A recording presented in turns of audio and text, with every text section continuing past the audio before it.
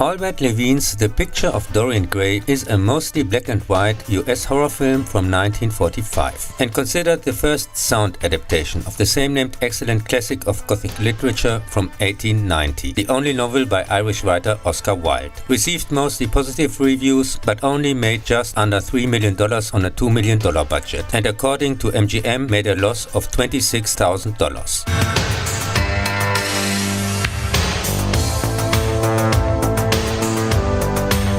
Before 1945, there were silent film adaptations from several countries, some in feature length, and most of them considered lost, apart from the 22-minute US film from 1915. In this much shortened version of the story, Dorian, as in the original, asks for the hand of a Shakespearean actress and wants his friends to see her on stage. When his presence, because she loves him, causes her to waver, resulting in a bad performance, he leaves her, whereupon she takes her own life. This seems not to affect him, but leaves traces in the picture, shown here with a photograph. He takes drugs and behaves more and more selfishly and recklessly over the years, while the picture becomes uglier and uglier, and dies trying to destroy it.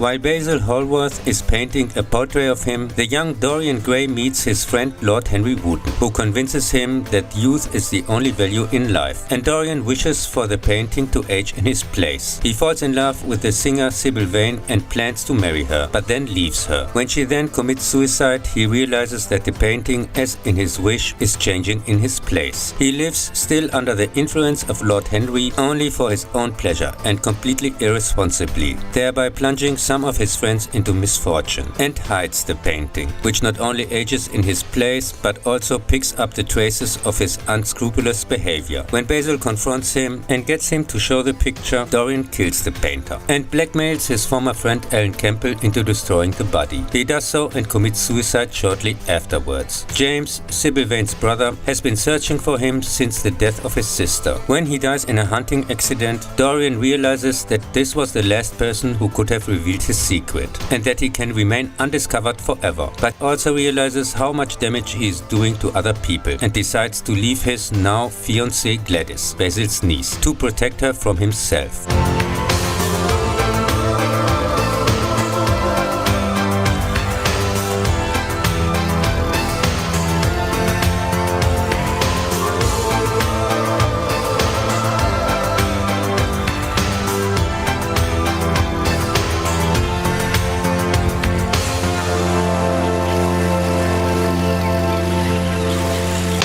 Movie and original are both very good and have a similar plot, but differ significantly in the details. I prefer the novel, which was considered disreputable at the time. It was also the subject of the indecency trial against Wilde. The movie dispensed with almost all of its already subtle allusions to the character's gay traits. An Egyptian sculpture which, according to Lord Henry, can fulfill wishes, Basil paints it next to Dorian and gives it to him together with a painting, plays a special role in the adaptation. Also shown repeatedly, suggesting that it is responsible for the further course of the plot. In the book there is no magical cat statue. There Sybil Vane is an actress whose acting becomes weaker when she sheds her romantic illusions through her love for Dorian, whom she calls Prince Charming and not Lord Tristan as in the movie. As a result, he loses his fascination for her, and this is the reason he rejects her. Where in the movie he leaves her after seducing her on Lord Henry's advice and is disappointed by her lack of resisting him. Gladys Hallworth is a movie invention based on the novel character Hattie Merton, an unspecified young woman which Dorian leaves for her own good. In the book, moreover, no one guesses his secret. He dies trying to destroy the painting without anyone suspecting him, and is only identified with difficulty by his rings from his servants who find him.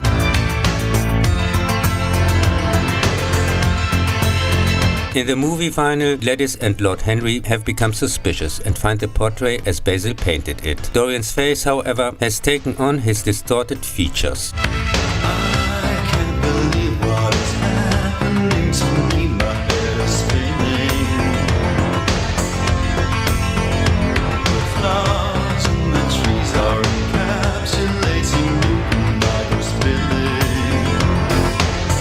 In 1970, Massimo Dallamano's German-Italian R-rated horror thriller shifts the action to the present day. In this sexploitation crap, Dorian Gray is a jet-setting playboy. His friend Basil paints a picture of him, who is introduced to the high society by art dealer Wooten. While Dorian succumbs to every temptation, his portrait ages instead. You was the baby of the class, you know.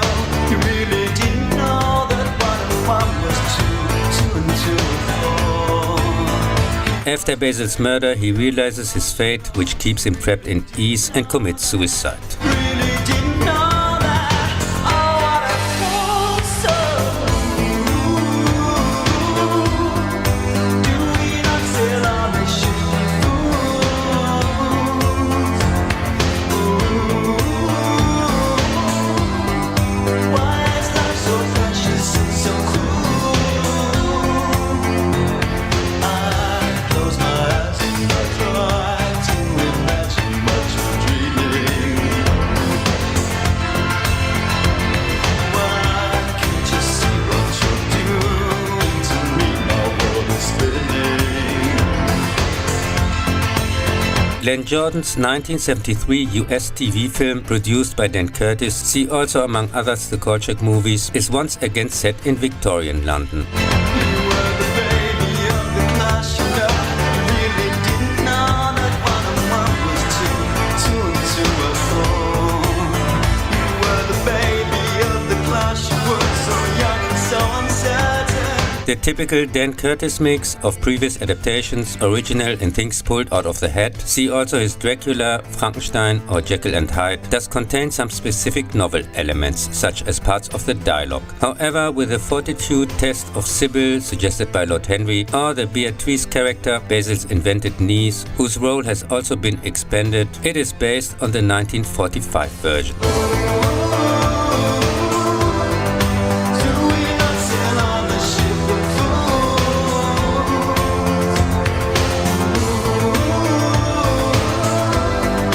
Why is life so precious and so cruel?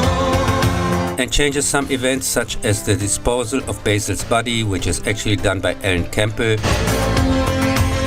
and adds blackmailing house visits by Sybil's brother, which end in his murder by Dorian, and who is now disposed by Ellen. In the end, Dorian and Beatrice marry, and he dies as usual trying to destroy the painting. You was the baby of the class, you know. You really didn't know that 1 and 1 was 2, 2 and 2 are 4. He was the baby of the class, he was so young and so uncertain.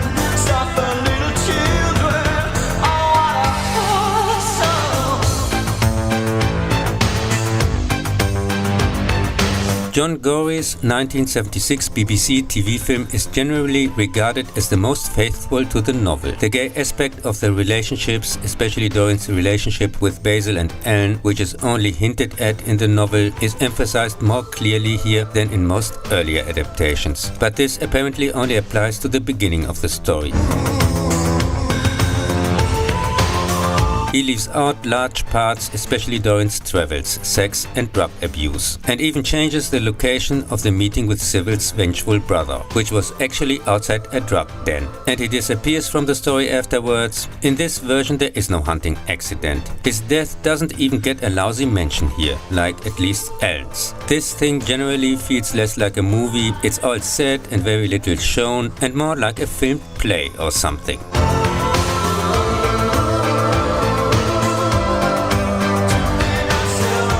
For the later adaptations, see the same named special.